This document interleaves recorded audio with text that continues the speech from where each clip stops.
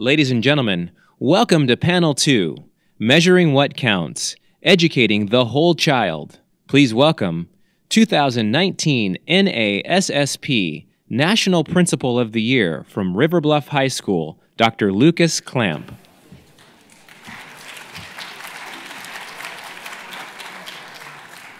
Good morning. My name is Dr. Luke Clamp, and as the 2019 NASSP National Principal of the Year, it is my pleasure to introduce the next panel, Measuring What Counts, Educating the Whole Child. Dr. Martin Luther King Jr. once remarked, "The function of education, therefore, is to teach one to think intensely and to think critically. We must remember that intelligence is not enough.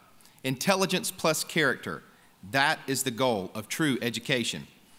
As the principal of River Bluff High School and EL Education Public School in Lexington, South Carolina, our vision since our founding in 2013 has been to create a student-centered culture where all students engage in learning experiences designed to assist them in becoming effective learners, people of high ethical standard, and individuals who will collectively make a contribution to a better world. Student voice and agency are lifted as they grapple with solutions to real-world problems, engage in peaceful civil discourse about controversial topics, and serve selflessly within their communities, seeking to make an impact on their lives and the lives of others. Ron Berger, Chief Academic Officer of EL Education, once wrote, "When students are engaged in applying knowledge to building things of beauty and value as part of their learning, it does more than deepen understanding. It also cultivates student motivation and agency and helps them have pride and craftsmanship.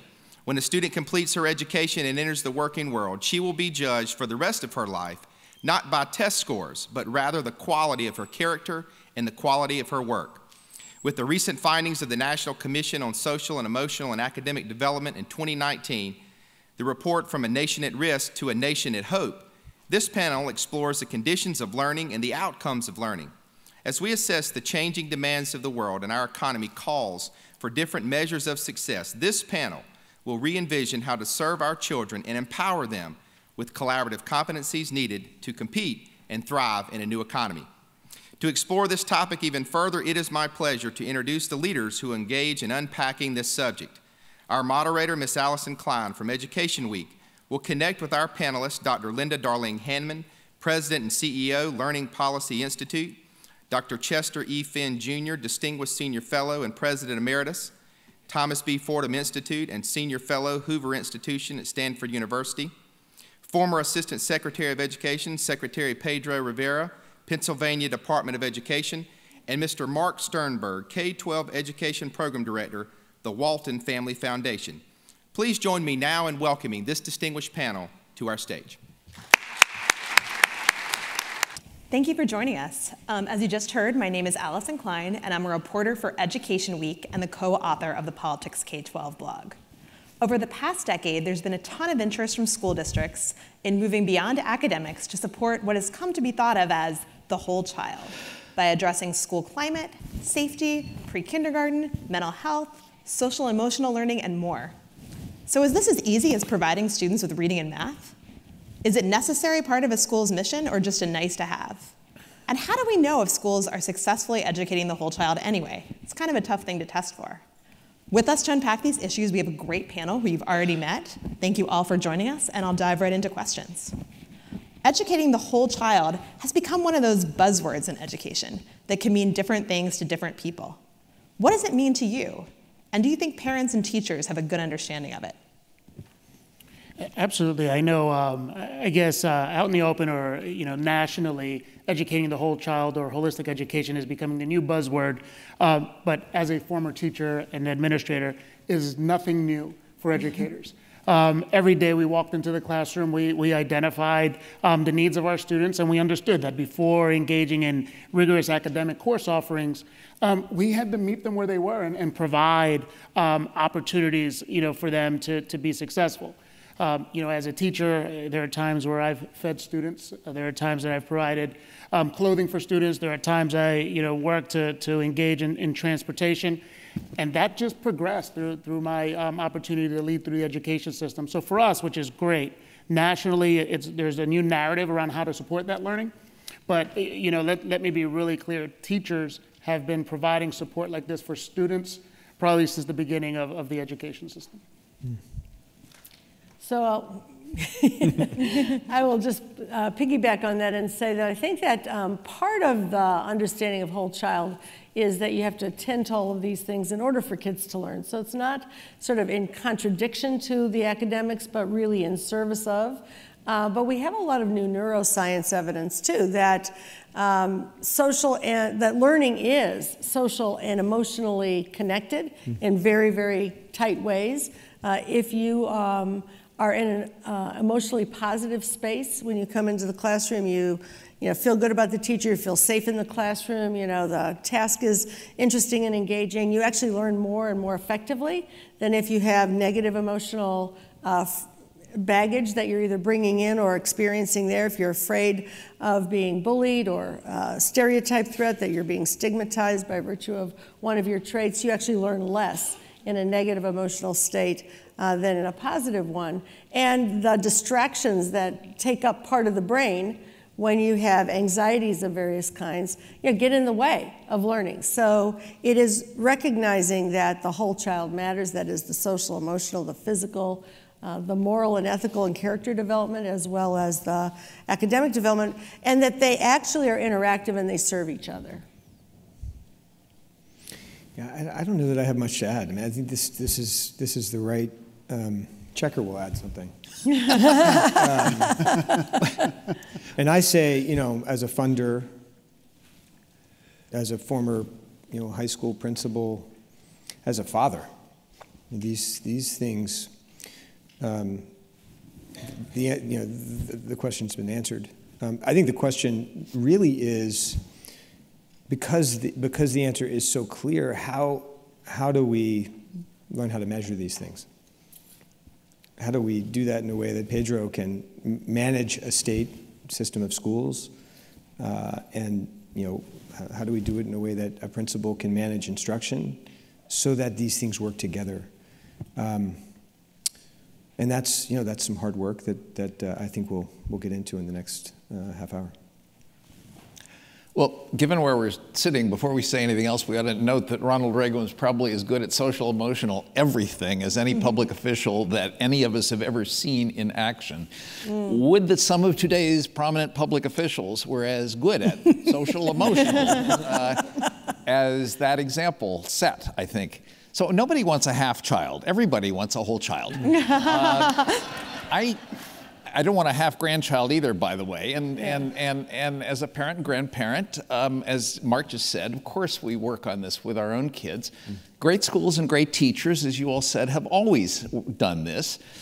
It's come back because a lot of people think we've over-obsessed on test scores and kind of forgotten the other part of what schools are about, which brings with it the risk that we will now over-obsess on the social-emotional side of education and neglect the academic side of education.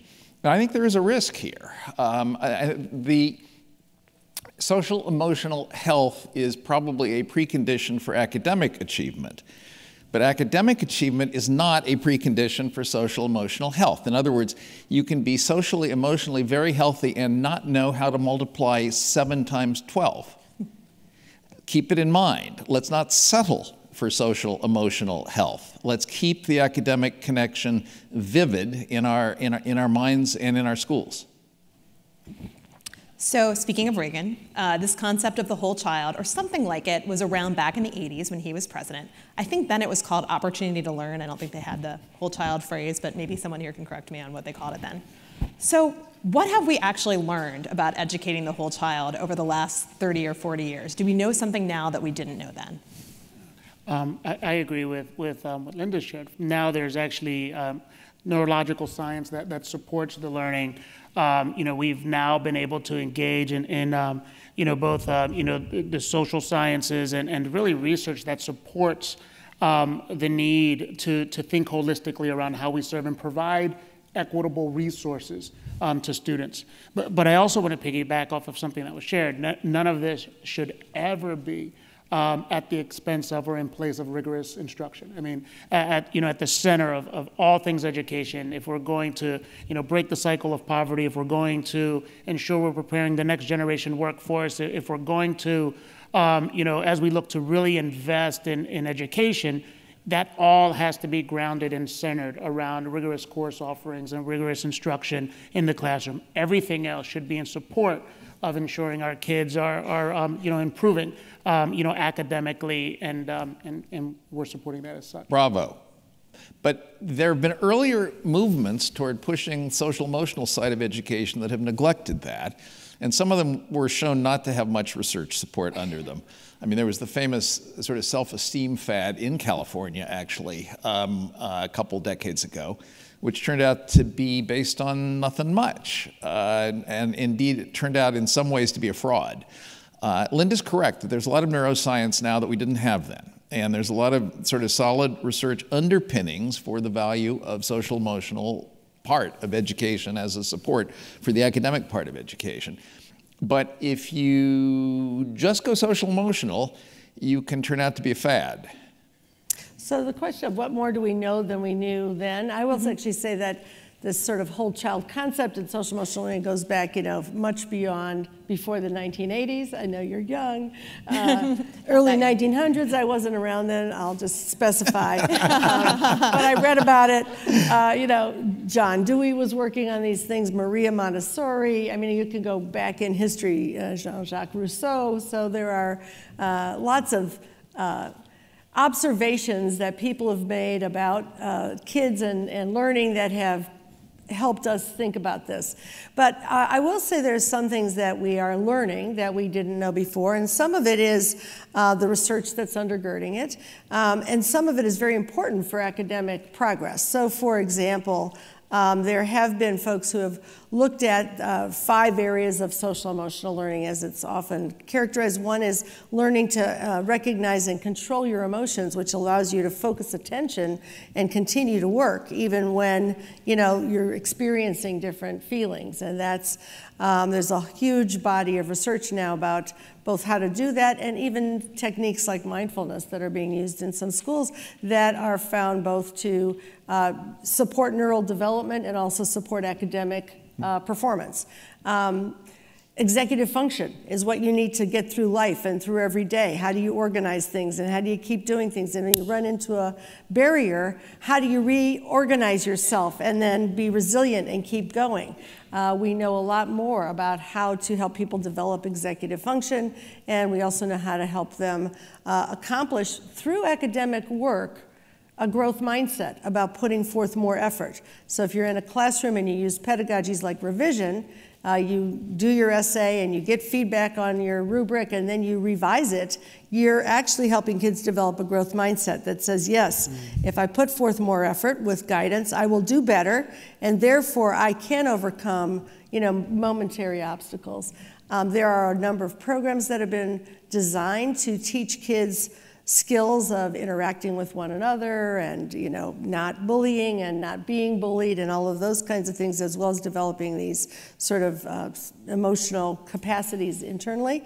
And there's a meta-analysis. There have been 2 meta-analyses of hundreds of studies that have found that well implemented, those programs do help people both develop the skills of internal and interpersonal engagement, but they also enhance academic performance significantly if they're done in the right way. So we know a lot more about what matters, and then we know more about how to do it in ways that can translate into both better behavior, more school safety, better school climate, and better academic achievement. Can I add another word of caution? Sure. Do we have a and then we should That's my job here. Yeah. Schools occupy a very small part of children's lives. The only piece of original research I've ever done in my whole life was a bit of long division that took about 4 seconds on a calculator, which was to figure out how much of a child's life do they spend in school between birth and the age 18, and the answer turns out to be 9%.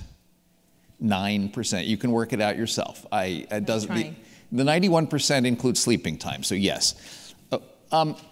The schools barely have enough time to teach algebra and grammar and American history. And we can't expect them to do everything else. And the other 91% of the child's life has to cooperate, or the social emotional stuff is probably not going to work very well. Schools can't just do this on their own. A lot of it can be infused, however, in the academic work. For example, this, I'm an old English teacher, so, revision of essays is, part of what we all do when we write.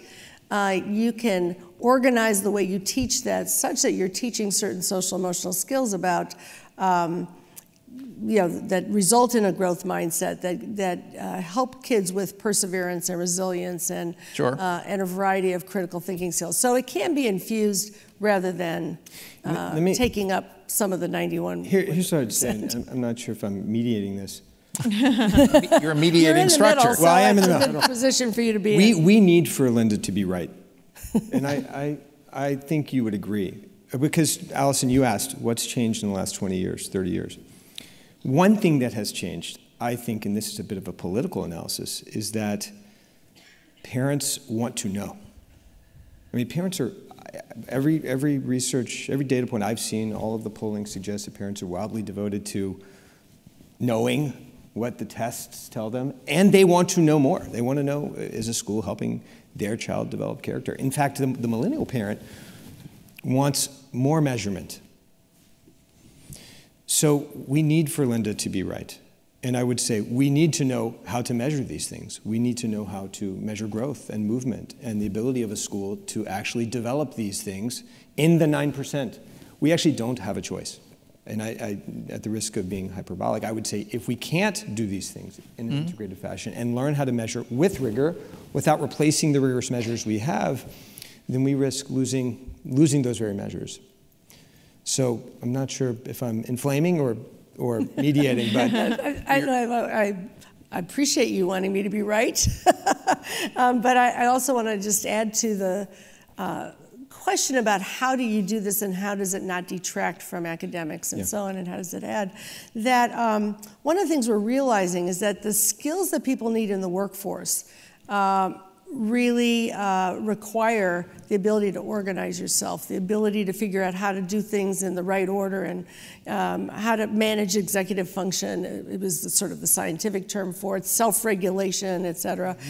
We used to think that kids would get whatever they needed to know about those things in kindergarten, right? I learned everything I needed to know in kindergarten. But having worked with a lot of high schools and been myself a high school educator, a lot of kids get all the way to 9th grade. They don't have these skills of management, of self, awareness and organization. So those are all among these social emotional skills.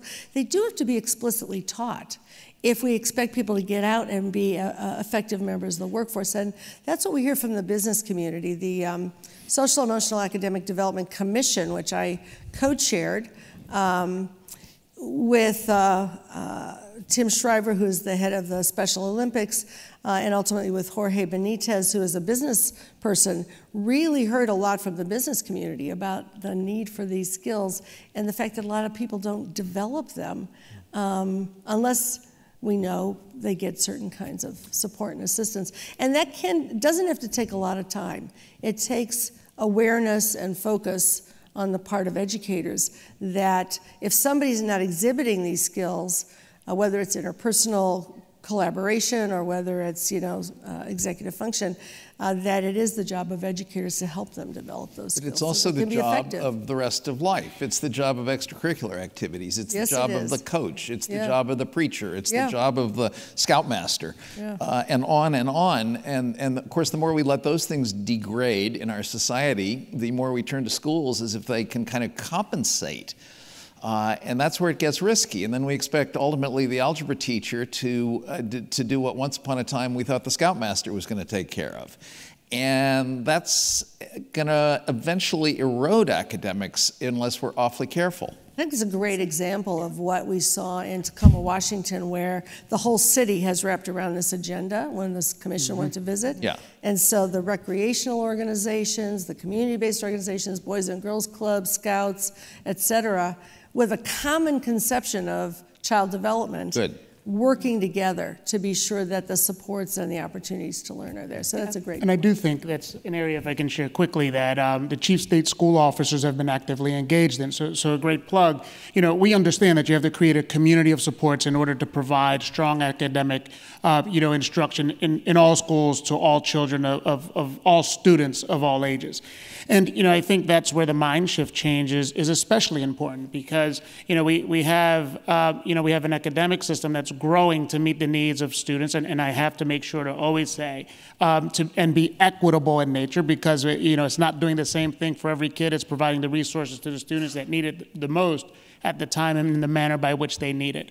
And, what we have to do, if we're going to create a system that best supports the holistic, growth and the holistic education of children, we need to, as leaders, we need to create the conditions and then the environment so that partnerships like that can exist. And, so the need is growing and the opportunities for measurement and identification is growing. But have we changed the conditions in a way that allows, the educational system to come out into the community and the community to come into the education system, all in support of families and students? And I think that's, what's exciting for us in this work is the opportunity to engage in that level of conversation.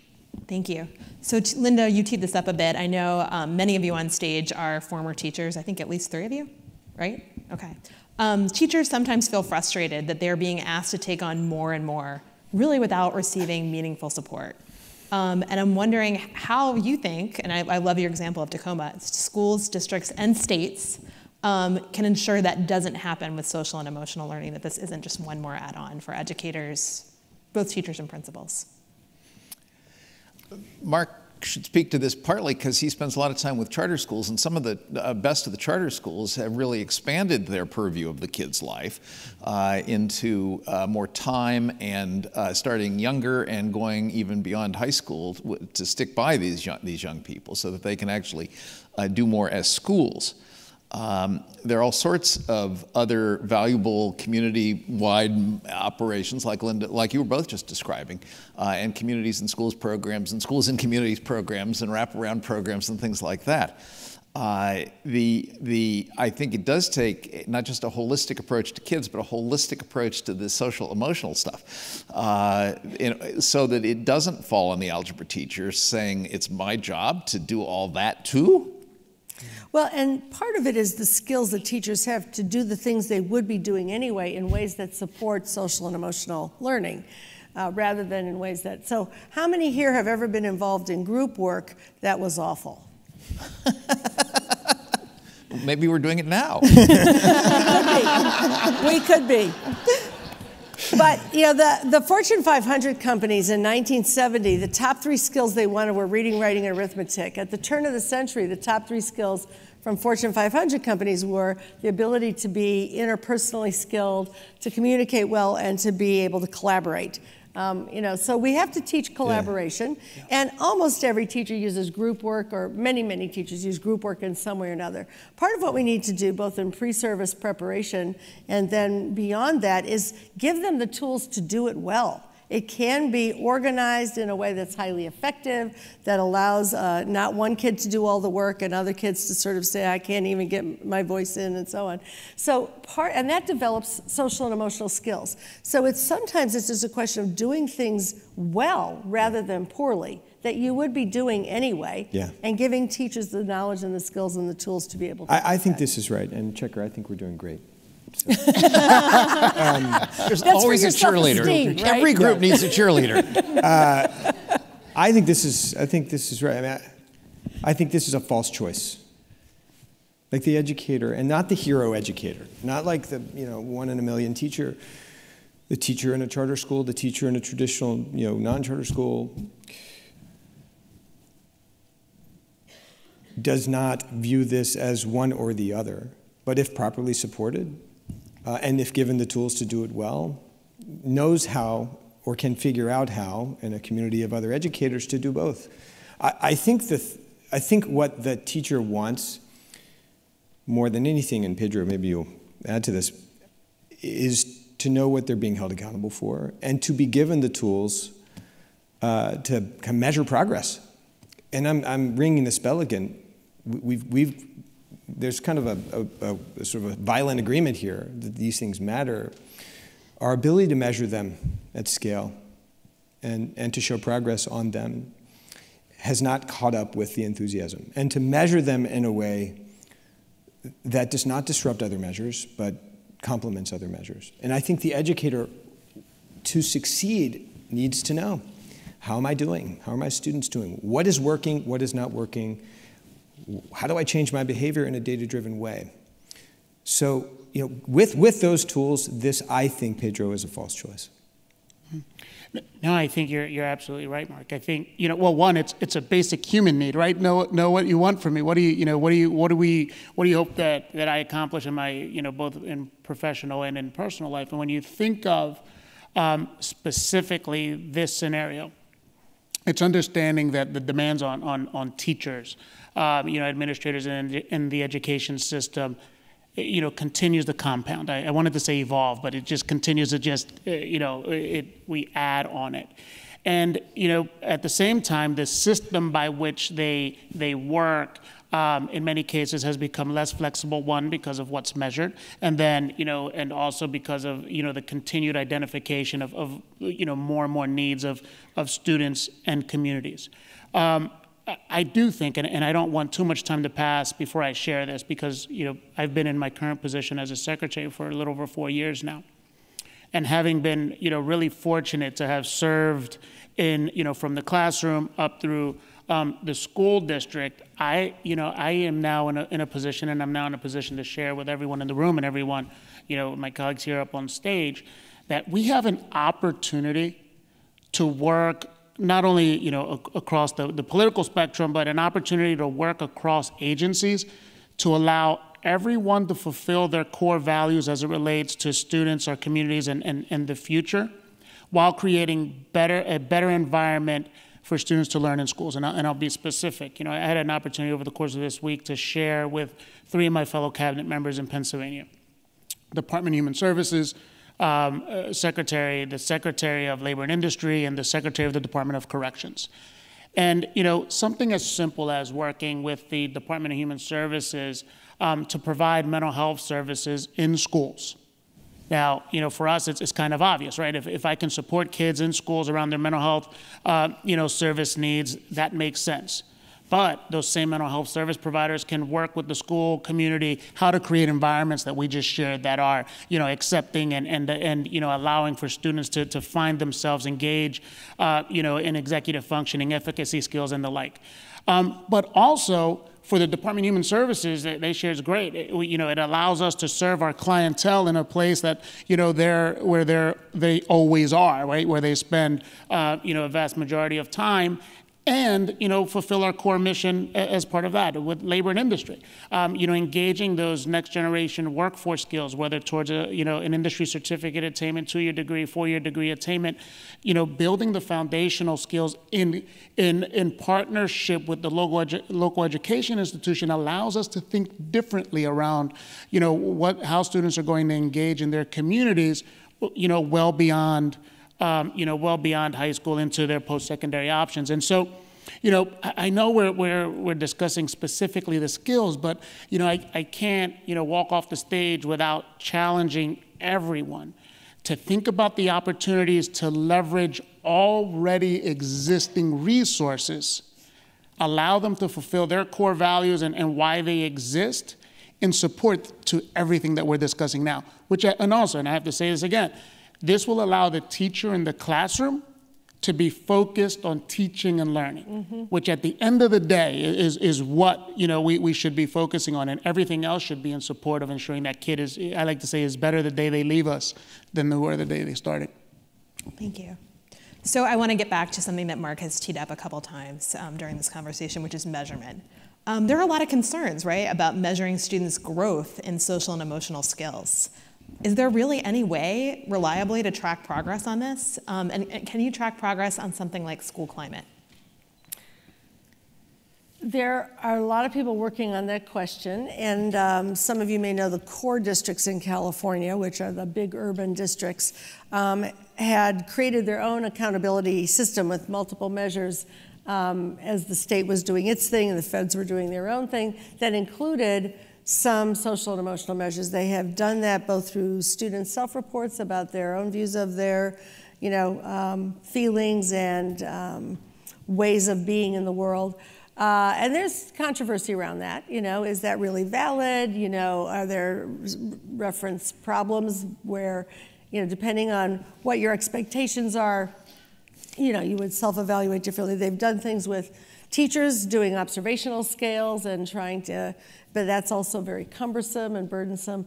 There is a lot of work going on just school climate surveys where students and parents and teachers can all give feedback about the practices in the school that might support the development of these skills. And those have, at the moment, a stronger validity base than just self-reflecting on how I feel I am in my social emotional competencies. Right. Some of the people that Checker referred to early on might think that they are the best socially emotionally competent people without even having a way to benchmark that. So we need to kind of sort our way through this process of developing it. I think one of the things is that measures that can be helpful to teachers in instruction about how kids feel and their own observations of how they're behaving should be allowed to be developed and used without us troubling right now to put them in accountability systems. And then develop the capacity over time to be able to share with parents and to be able to share with other educators how progress is being made. But I do think that there's a lot of progress on these climate surveys that have been validated and found to be often predictive of academic achievement as well, that we can build on in a more comparable way across schools. But Linda's underscoring Marc's point, which is a lot more work needs to be done on the metrics in this realm. I mean, we barely have fully satisfactory metrics on academic learning. Sure, we have test scores, but the kind of feedback loops that we want to give to teachers and parents about how it's going while it's going, the formative stuff, that's still in the works and still imperfect. On the social emotional side, work is being done, needs to keep being done. Yeah. It's an important area for research and development. It's not finished. During my recent tenure on the Maryland State Board of Ed, we were actually mandated by the legislature to do a climate survey as part of a school climate survey as part of the school quality part of the ESSA report, ESSA accountability plan. So somebody found a 50 question survey. And it's been in trial and it's going to be used and we'll see how it goes. But I'm gonna remain cautious about anything that is the equivalent of an opinion survey or poll, just as we are with political polls and surveys and everything else. They move around and they can actually be manipulated if somebody sets out to cause that to happen. Yeah. I would say I'm encouraged by this answer to the very cheerleader. Yes. Well, here, but I'll channel my inner Checker Finn. I'm very worried about this. I'm worried about the pace of development, and I think philanthropy is not appropriately alive to this question, which is an opportunity, but it's frankly been a miss. It was a miss of the NCLB era, I think. And we got to get this right. We got to get it right fast in a way that does not replace the existing measures, the testing, which by the way, I think a lot of people would like to do. And we've got to get it right with respect to your point, with respect to rigor. This cannot be something that is gamed, because if it is, it will fail. Mm-hmm. And then we're left with no measures at all. Yeah. So that is a future that I frankly think none of us are eager to consider, but it needs to be in the back of our minds at a fractious moment where the measures we have become a flashpoint. We cannot replace them. We've got to strengthen them. We've got to find these other measures. We've got to develop them fast. They have to mean something. They can't be gamed, and they've got to be able to be communicated to parents and the public in ways that make sense. And if and as it does move into accountability systems, it becomes very political. Right. like everything else in accountability systems. And that's a high risk these days. Yeah, and you certainly don't want to put these kind of measures in an accountability system where there are high stakes attached to the answers, such that kids are then being bullied in school to say that they're feeling safe when they answer the survey, right? Exactly. I mean, you can create these dynamics that are really the opposite of where you want to go. And so the question about what the measures might be used for, I think there's a range of things one could do productively that allow teachers to communicate with each other and with parents that are different than what you might throw into an accountability system and then attach a bunch of incentives to that could corrupt the measures. I mean, the school climate survey in Maryland, I think, counts for, as I recall, 15% of the school's final star rating, 1 through 5. And ultimately, 5% of the schools in the state under federal law are supposed to be looked into by the state if they're not doing very well on the aggregate, of which this becomes 15%. So you can see how a principal or teacher is worried that their school might land in that bottom 5%, is going to tell the kids to fill out the form to say they're happy. Yeah. You can also, though, use surveys. I take that point. I think it's a good one. In ways that ask people to report on practices rather than feelings. Yeah. And there is some evidence from some of the studies, actually the Met studies that were done by Gates and some others, that those can hold fairly reliably because they're really asking people to report on what's happening rather than how they feel. And so, I think we just have to keep working on figuring out where you can get the most solid ground. Validity, reliability. I mean, there's a science to this that can be applied, and that has a price tag, and it will take a certain amount of time. And if we can accelerate that, we should. Yeah. And I would just add, we have to be cautious. I think we've already learned our lesson in trying to find the silver bullet of accountability, and when it comes to to educational practice. And as a secretary, it's my job to advocate for more resources and more funding, but it's also my job to build a system of accountability to show that those resources are an investment in our educational system. So often I meet with my team or meet with partners and try to at least pre-develop opportunities to engage, to discuss. So what does accountability in this area and in meeting the holistic needs of students look like? And I start the process. At the same time, I'm the parent of a 9th grader.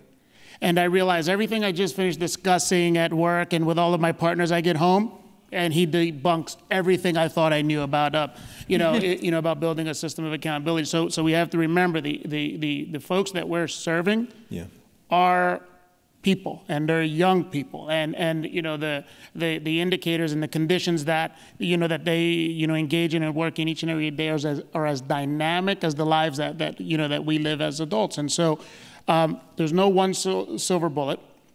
There should never be one. Hopefully we learned our lesson that there shouldn't be one factor we gauge all of education and the full education system around. And if we're going to expect holistic educational opportunities for all students, and again, through an equitable manner, which means, a very diverse group of students that we're serving, the measure, I don't even want to call them measurements, what we're looking at and looking for within those systems has to be as dynamic as the opportunities that we're providing for kids. Sounds like you've got a whole child or two at your house. Yeah. No half children. 1.5, I mean, some days, right? So we often hear school climate and a holistic approach to educating children and school safety mentioned in the same breath, right? But are they really the same thing? I'm just thinking of an ACLU look at federal data that found that 1.7 million students attend schools that have police officers but no counselors. So in the wake of events like the Parkland shootings that we saw last year, do you worry that school climate, could be squeezed out by school safety? They could be conceptualized and often are the same thing. That is, when you build a more positive school climate, when you teach, for example, kids explicitly how to resolve conflicts. There's conflict resolution, strategies that are used school-wide. When you teach kids how not to bully and how not to be bullied, and you create a more safe and environment in those ways. When you have mental health services available for kids who are struggling, or groups, counseling groups and so on, actually schools become safer. They become measurably safer. There's a lot of data about this. And the need for investments in as many police officers and metal detectors actually goes down. And there's some very interesting data in California where, you know, we kind of, like many things, California got out ahead of this curve a little bit and started to both measure suspension rates as part of accountability system, school climate, lots of work around social and emotional learning and restorative practice programs and so on. And in the licensing system, more knowledge base for teachers and school leaders about how to do these things. Over the 6 or 7 years that that's been going on, California schools have become significantly safer. We were way above the national average in armed incidents in schools with weapons, both guns and other kinds of weapons. We're now way below the national average. We were way above the national average in bullying, fights, incidents, et cetera. Now dropped significantly below the national average. And lots of more fine-grained studies of how schools that have gone about making sure that they explicitly address creating ways that there will not be conflict in school and that there would be supports for kids to learn how to behave better and develop their character and their problem-solving skills, become safer places. So in a sense, that should be part of the school safety repertoire, along with things that may need to be done that, you know, protect the perimeter of the school and the people in it. Actually, there are like 4 national panics that this feeds into. One is school safety, one is school discipline, one is civic education and civil behavior, one is character formation and character development. Yeah. I mean, the integration of those things with both the academic and the social emotional side of schooling, I think is very important. It's also incidentally politically very important, because if the advocates of social and emotional and academic learning are able to join themselves with the people that are concerned about discipline, safety, civics, and character, it's going to be a much more powerful force. You know, the only thing I'll add here is just, this is more cheerleading. I mean, I started high school. I started high school in one of the least safe buildings in New York City that had a tremendous police presence and hardworking folks that were real partners to us. And man, if the conversation we had with parents and kids wasn't about the whole child, there was no succeeding. Like, we cared about graduation more than anything. We cared about college success and career readiness, and we did well on our academic point. But the starting point, the point of entry, was how can we take this child first, make them feel safe and loved, right, and then get them ready. It was a necessary precondition, which is sort of back to my answer to your earlier question, Alyson. It's a false choice, I think. And, you know, I also just want to share, and piggybacking off of what, you know, Marc shared, we actually engaged in this conversation through CCSSO with state, you know, chiefs across the country. And many of us, you know, in Pennsylvania, our governor and our auditor general engaged in a listening tour all around the state, connected with kids, students, families, community members. And the number one issue in every one of those stakeholder groups, and what we heard from leaders across the country, mental health services. An adult for a student and a family to speak to when they feel unsafe, when they have a specific need, or they feel that the environment is not conducive, you know, for them. Mental health, and in every single instance, what came up from the kids themselves. Within seconds of engaging them in conversation, you know, would help address and mitigate violence in schools. And yet, you know, we quite often, even as adults, they'd shift the conversation to something like metal detectors or police officers, and the kids would say, we need counselors. Yeah. We need mental health professionals. We need adults in our building that care about us and that we can engage in. And I'll end this. I mean, I spent most of my career in Philadelphia. I was a teacher and administrator in North Philadelphia. And we had metal detectors, and, you know, we had a conveyor belt, and kids walked through metal. We used to catch a lot of kids with cell phones in schools. Every single weapon, I shouldn't say every, Most of the weapons we found and located and mitigating acts of violence in our schools was the result of a student who is connected to a caring adult, and informing them that there was an issue, and then we responded and reacted accordingly. By being out front of my school and saying good morning to every single student, I was doing more to keep my students safe than any electronic piece of equipment that you can put around the door. Yeah. Yep. I just want to add one thing to that wonderful account, which is that the mental health services are so important. Counselors are very important. They're always overloaded. We have one counselor for every, I think, 600 kids in California. It's maybe, 400 kids nationally or something. So we need those services. We need more of them. But we also need to teach kids explicitly, this is the character development part, how to do certain things that will allow them to be safe and the environment to be productive and protected, so that they're not having to go off to find that counselor because they've been bullied or this variety of other things have happened. So I'm a big fan of, for example, school-wide. I've worked in a lot of high schools, started some high schools in very violent communities with a lot of gangs and a lot of other trauma outside the school. You try to create a space inside the school. One of the things we did in the high school, many New York high schools did this, I don't know if Mark, if you did, we created an advisory section. And every day the kids would meet with their advisor. The advisor had 15 or 18, or when the recession came, 20 kids.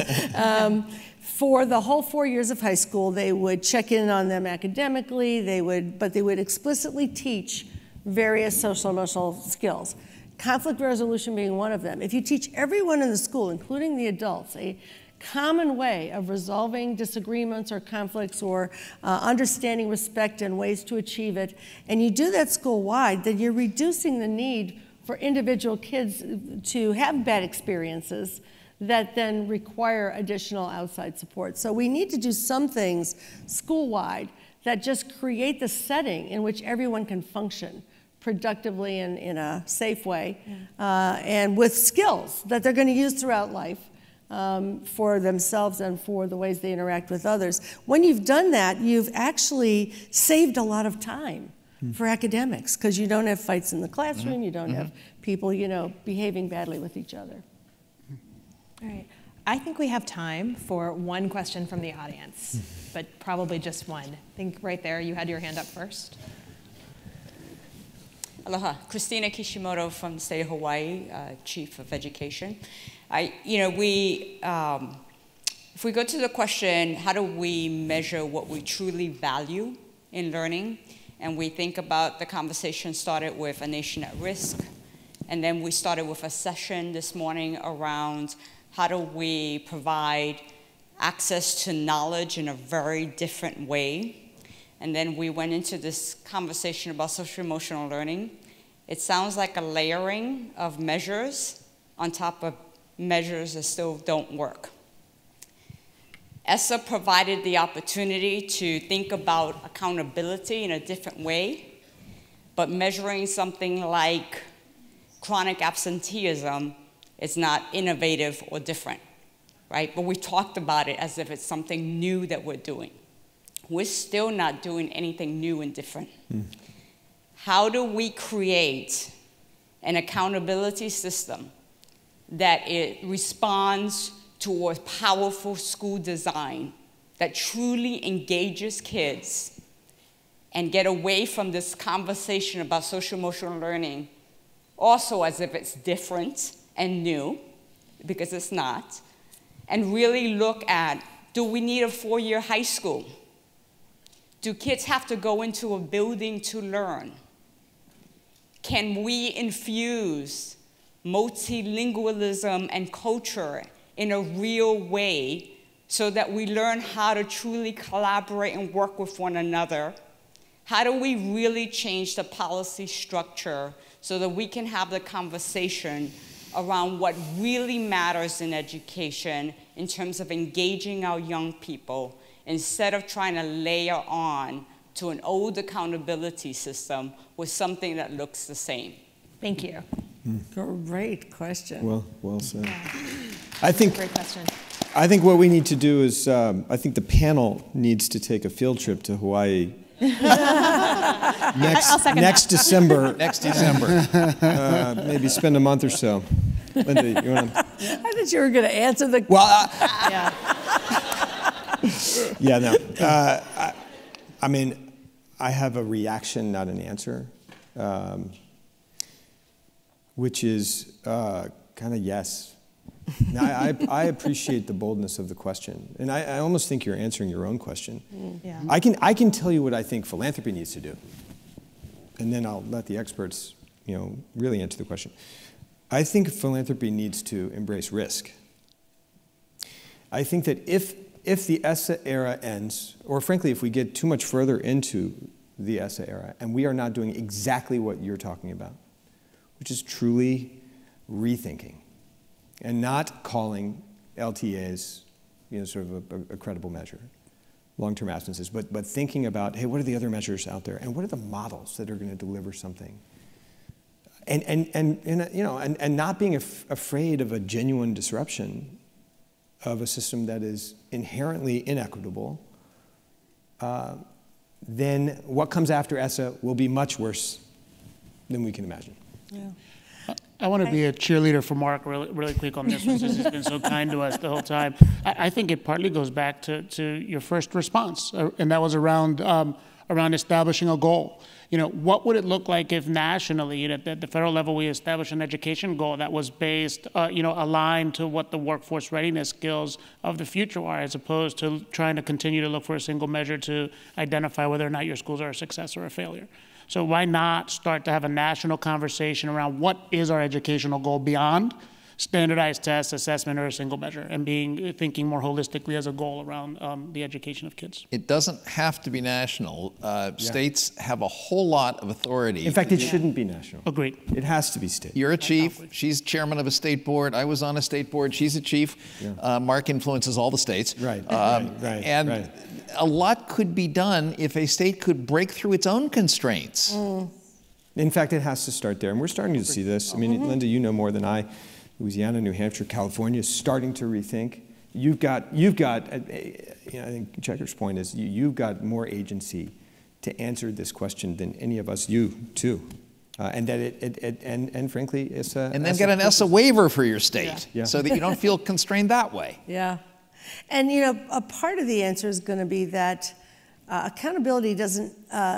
May operate at different levels. So some states, like New Hampshire, like California, actually have a local piece of the accountability process where communities come together and set their own goals and determine the measures that are appropriate for those goals that they're going to be keeping track of. And it's reported as part of what they care about and are working on, and it's paid attention to in the system that the state also operates. So we have to start thinking flexibly about not everything has to be standardized up to the state level. There may be ways to look at some of what schools do in local ways as well. There are a lot of places in California, for example, that belong to something called the California Performance Assessment Collaborative. These are schools. They are from districts, from networks of schools like Link Learning Schools, charter school networks that are graduating kids by portfolios that represent competencies that they want kids to have, and that may include multilingualism, and it may include ways that they demonstrate their scientific inquiry skills, et cetera, that they are working with their districts to be able to and with colleges and universities to be able to transmit, to verify, to validate, and we've just been working with a group of those folks and some states and some higher ed organizations to make it possible to see some of that work that students do in the Common App that universities accept. So there are ways that the people who are innovating are pushing against the traditional systems and trying to figure out measurement still matters, but it's what and how you measure and then how you communicate it to those who need to know. That needs to have a lot more innovation and creativity as well. Okay, that is unfortunately the last word. I feel like we could probably have another hour discussion just on your questions, so thank you so much for that. And thank you to all of our panelists, and thank you to you.